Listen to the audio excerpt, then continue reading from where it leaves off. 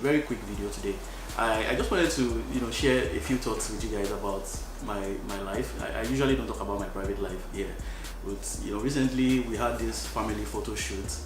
It was just a beautiful time, and it got me thinking about the fact that it's been 5 years I've been married, and I'm the father of two boys, as some of you know, and it's just been an interesting journey. So I thought about it, like, okay, what are the things what have I really learned from being a dad so far? In Nigeria, I have a mentor who has three boys, and here my pastor in Canada has three boys as well. So I think I'm in good company. I have those two, right, and they are quite young, separated by about 2 years or thereabout. Now, so far, the one major thing that I've learned about being a father to these guys is your life is not your own. First and foremost, that's one thing you will begin to realize as you go along. That, man, everything you do, everything you want to do is now going to be mirrored, based on how would it affect them, right? So those are the things you start to think about. You don't have as much private time as you used to have.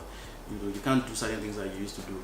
The way you spend your money has to change, right? You have to start thinking about their future, and all those different kinds of things. So it just changes everything. Sometimes I want to walk, and my son is all over me. It's almost like, man, you never walk alone, even though he's not a Liverpool fan. But hopefully he will not grow up and like Liverpool. He's going to be a Manchester City fan just like me. Yeah, hopefully. And that's another thing. You don't have control over some of these things. As they grow along, you start to say, oh, I want my son to be this, I want him to be that. Every time they grow up, they make up their minds, this is what I want to do, and you can't stop them, right? You have to give them that encouragement, and from childhood, you try to look at some of the things that they're doing. And my first son, man, he's so strong, and I'm hoping he will not wake up and say he wants to play American football, man, because that thing is just too dangerous for me.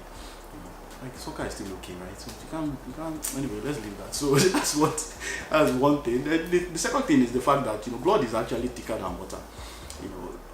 My son is just 2, and he's not yet even 2, right? But I like to just say it like that. But he already knows so much about me. Like, he can sense me when I come into the house. He knows if I'm the one at the door. It's so, like, it is just crazy. I can't even explain it. But you just realize that, man, your son is your son, and that's that. My wife sent me a video recently of one time I left the house and he was just crying, he wanted to come with me, and he was just at the door crying and crying. Oh, man, it really touched me, man. Even though I'm not a mushy type, but it got to be big time. Like, I'm just like, man, I'm a dad. Like, a dad. It's not just one guy, it's 2 guys here now. And thankfully my second son looks like me. So those people who have been saying my first son looked exactly like my wife, at least now there's one that looks like me.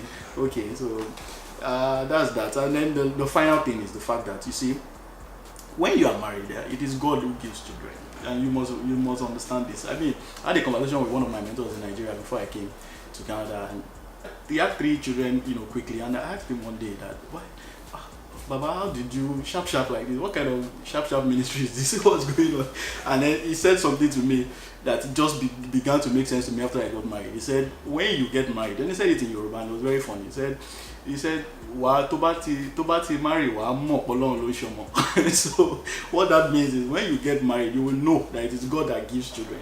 That you can do all you want to do, to stop children from coming. But when God is ready to set you up, it's just the same way. It's the same way that you say that in when you're single, the only way not to get pregnant is, the best way rather not to get pregnant is abstinence. It's the same thing in marriage. If you're having sex, you are on the lane of pregnancy. Okay, when the time is right, that God wants to give you a child, you will have the child. Whether you do, there's no method of family planning that can stop him. Okay, so you have to understand that, right? So you then try. You can just do your best, but you must be prepared that, man, when it's time, it is time. Okay, so I just thought to share those quick thoughts with you guys. Hopefully my wife won't get angry that I've reviewed too much about our private lives, because I just like to stay away from. I'm not a vlogger, like I say. I'm not the kind of person that will come on YouTube and be doing videos about my private life. Oh, these are my children. This is where we're going on the yacht now, and I don't like all of that.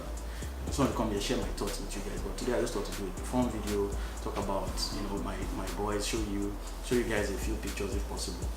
Alright, so thank you for watching the video. Once again, if you like it, hit the like button and subscribe to the channel if you have not done so, so that you know when I have a new video out. I usually have new videos out on Fridays, 9 p.m. Pacific Standard Time here in Canada, and if you're in Nigeria, that is 5 a.m.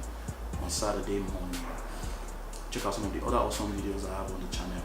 I'll see you again next week with another exciting video.